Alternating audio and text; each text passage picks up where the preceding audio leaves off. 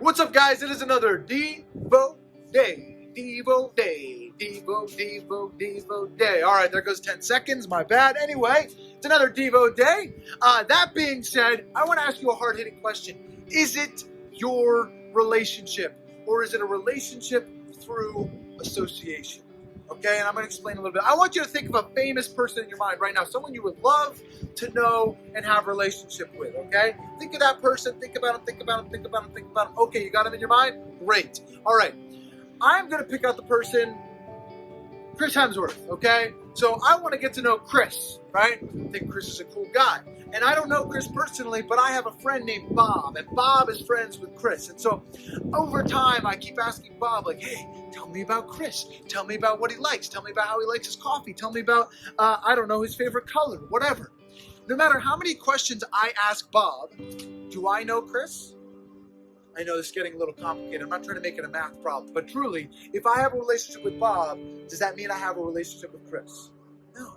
I have a relationship with Bob. I don't have a relationship with Chris. I have a relationship with Chris through association, meaning I know Bob who knows Chris, but I don't have a relationship with Chris. Guys, so many of us mistake our relationship with Christ as relationship by association, which is heartbreaking. Your relationship is through association, through your parents, through your pastor, through your friends. That's how you formulated your relationship with God. That's the only way you know God, is through those people. And if that's the case, once those people are not a pervasive and active part of your life, the question comes down to what happens to your relationship with God. And did you ever have a relationship with God? Why do you think so many students, when they go to college, they go, I'm not so sure about this God thing? Well, was your relationship actually with God, or was it with people who knew God? And this is something we have to wrestle through, guys, because the question boils down to, we have the ability to have a relationship with God. And there's some beauty to this, right? Matthew 27, verse 51 literally says, at that moment, the curtain of the temple was torn in two from top to bottom, and the earth shook and the rock split. See, talking about when Christ died on the cross, there was this, so in the temple, there was this huge curtain which separated the holy places from everywhere else. And basically, the reason why that curtain existed, because no one could be in the presence of God.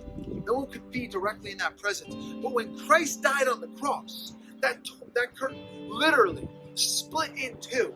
And it symbolized the idea that everyone had the ability to be in relationship with God, to have a better understanding of God, to enter into that place with God, to intimately know Him, not through other people like high priests, not through sacrifices, not through all those things, but instead to intimately have relationship with God. Guys, my challenge for you is, do you have relationship with God?